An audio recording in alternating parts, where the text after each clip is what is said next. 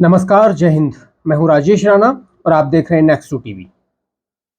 चीन कांग्रेस भाई भाई, ये रहा सबसे बड़ा सबूत। क्या गांधी परिवार चीन की गोद में बैठा है? आज यही बात सभी लोगों के मुंह और जुबान पर है। मीडिया में भी ये बात चल रही है, सोशल मीडिया में भी यही छाई हुई है।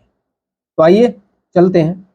चीन और गांधी परिवार का रिश्ता क्या कहलाता है, इसको लेकर मीडिया और सोशल मीडिया में लोग सवाल उठा रहे हैं। कुछ लोगों का कहना है कि गांधी परिवार चीन की गोद में बैठ गया है। कुछ लोगों का मानना है कि गांधी परिवार ने सत्ता के लिए चीन से समझौता किया है। चीन पर आरोप लगे हैं कि वो भारत विरोधी लिखने वाले मीडिया को स्पॉन्सर करता है।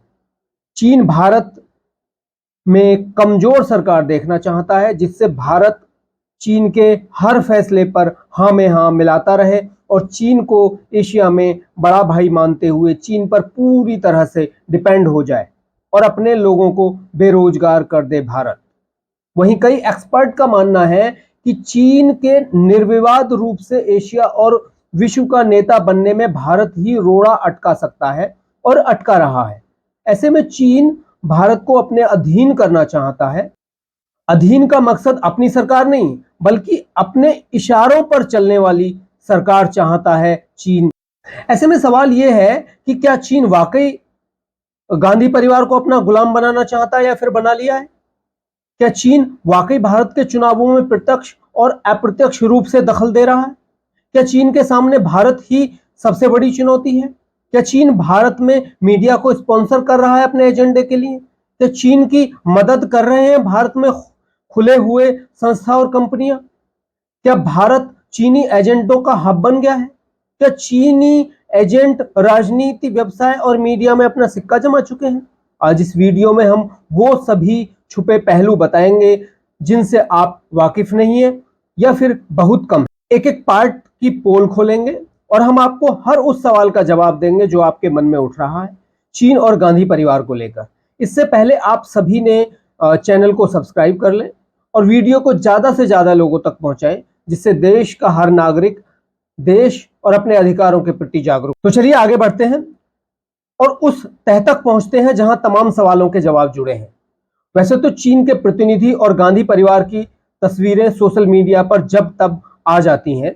कुछ लोगों का मानना है कि गांधी परिवार और चीन के एजेंटों के साथ की तस्वीरें आना आम बात है, क्योंकि हर देश का प्रतिनिधि विपक्षी पार्टी के लोगों से भी मिलता है और बात करता है। बात तो सही है, इसमें सामने से देखने में कुछ भी गलत नहीं दिखाई देता, लेकिन यहां भी कई सवाल है।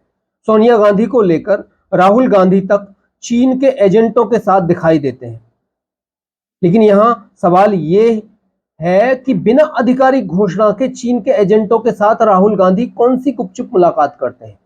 यह सवाल यह है कि अगर राहुल गांधी को मिलना ही है तो उन्हें खुलकर मिलना चाहिए और देशवासियों को बताना चाहिए कि चीन के एजेंटों के साथ उनकी मुलाकात क्यों और किस मुद्दे को लेकर हुई।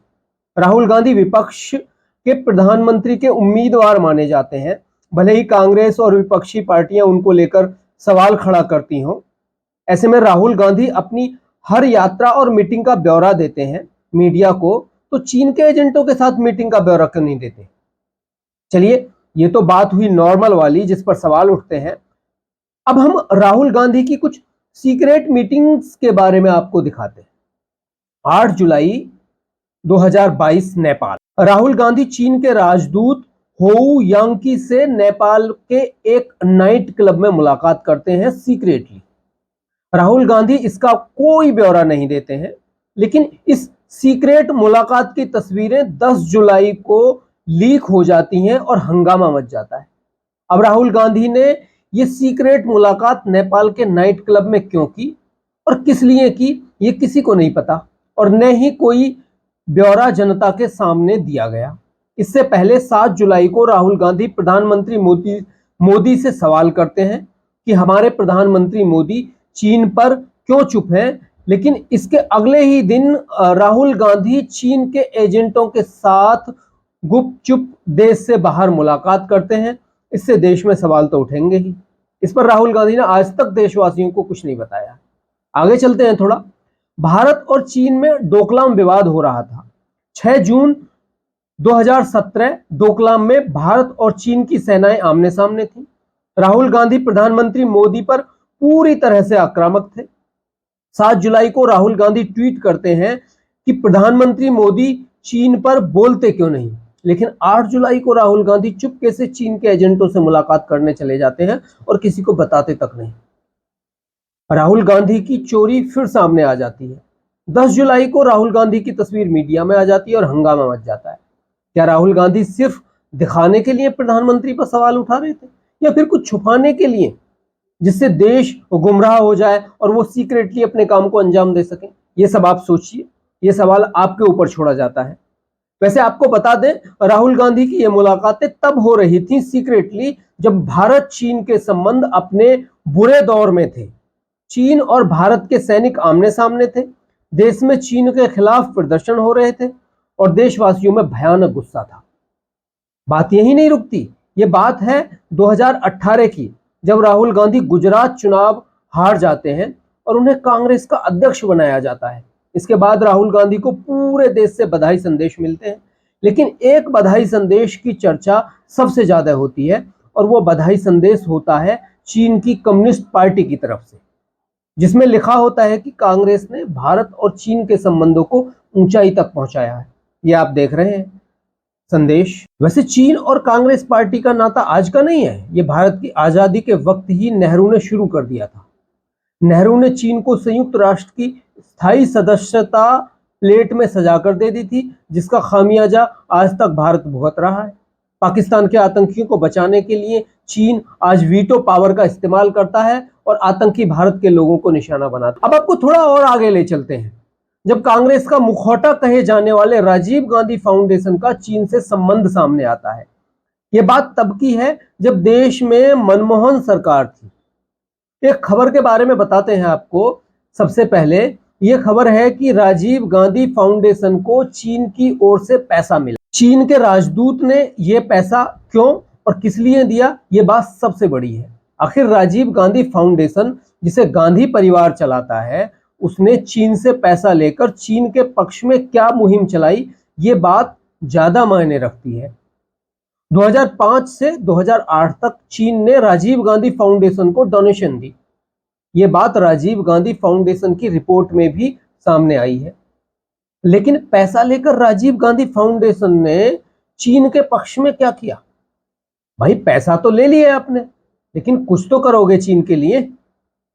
चीन को माना जाता है कि वो एक भी रुपया फालतू में खर्च नहीं करता, जिसे पैसा देता है उसका कई गुना वसूल करता है। ये बात दुनिया के एक्सपर्ट आपको बता चुके हैं कई बार, और कई देशों का चीन के कर्ज से हुआ बुरा हाल आप सबके सामने है। इसके लिए राजीव गांधी फाउंडेशन ने एक मुहिम चलाई और अपनी थिंक टैंक रिसर्च जारी करके बताया कि चीन और भारत के बीच मुक्त व्यापार होना चाहिए। मतलब अपनी एक फर्जी थिंक टैंक रिपोर्ट बना ली और भारत और चीन के बीच मुक्त व्यापार करने के लिए, चीन को फायदा पहुंचाने के लिए ये एक सुझाव दिया सरकार को कि आप ऐसा करो। ये हुआ चीन के पैसे का खेल। ये वो वक्त था जब चीन के लिए मनमोहन सरकार ने भारत के बाजार पूरी तरह से खोल दिए और चीन का सामान भारत के बाजारों में भरने लगा, जिससे स्वदेशी कल कारखाने बंद होने लगे और देश के लोग बेरोजगार होने लगे। साथ ही 2014 तक चीन के साथ भारत का व्यापार घाटा बढ़कर 33 गुना हो चुका था। लेकिन देश में सरकार बदल दी देश की जनता ने और चीन से मुक्त व्यापार समझौता नहीं हो सका, जिससे चीन और कांग्रेस दोनों को झटका लगा।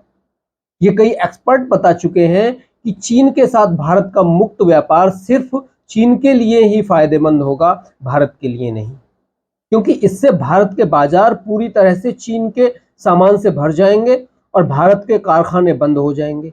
चीन तो यही चाहता है कि भारत उसके ऊपर पूरी तरह से डिपेंड रहे, लेकिन भला हो जनता का, जिसने सरकार बदल दी और नई सरकार ने चीन से धीरे धीरे कुछ सामानों पर प्रतिबंध लगा दिया, जिससे भारत के व्यापारी बनाते हैं स्वदेशी जो बेरोजगार होने से बचे हैं, जिससे भारत का व्यापार भी बचा और लोग भी। यही नहीं, सुप्रीम कोर्ट भी कांग्रेस पार्टी की मुखिया सोनिया गांधी और राहुल गांधी के चीन में कम्युनिस्ट पार्टी के साथ सीक्रेट एमओयू पर सवाल उठा चुका है।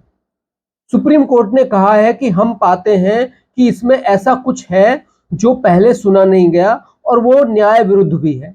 आप कह रहे हैं चीन ने एक राजनीतिक दल से समझौता किया है, सरकार से नहीं। भला एक पार्टी चीन के साथ समझौता कैसे कर सकती है? आप सोच रहे होंगे कि ये क्या मामला है। जी हां, हम बताते हैं आपको। दरअसल देश में कांग्रेस की सरकार थी और प्रधानमंत्री थे मनमोहन सिंह। सोनिया और राहुल चीन जाते हैं 15 साल पहले, यानी 2008 में। बीजिंग में चीन के साथ राहुल गांधी और सोनिया गांधी यानी इंदिरा गांधी के बहू और पोता एक एमओयू साइन करते हैं, जिसके बारे में आज तक किसी को कुछ नहीं पता कि उसमें क्या लिखा है। ये एक अद्भुत मामला था। आखिर उस एमओयू में क्या था? जिस पार्टी की देश में सरकार थी और पार्टी देश पर राज कर रही थी, उसे पता नहीं कौन सी मजबूरी थी जो सरकार की बजाय पार्टी से समझौता हो रहा था। ऐसा देश जिसके साथ हमारे रिश्ते न जाने कितने घावों से भरे हैं, उसके साथ सीक्रेट समझौते सवाल तो खड़े करेंगे ही। हम आपको बता दें कि ये रिपोर्ट मीडिया संस्थानों और कुछ एक्सपर्ट के सुझावों पर बनी है। जो भी बातें यहाँ कही गई हैं वो सभी मीडिया संस्थानों द्वारा उठाई गई हैं। हमारा किसी भी पार्टी व्यक्ति से कोई बैर नहीं है। हम सिर्फ लोगों के सवालों का जवाब देने की कोशिश कर रहे हैं। नमस्कार, जय हिंद।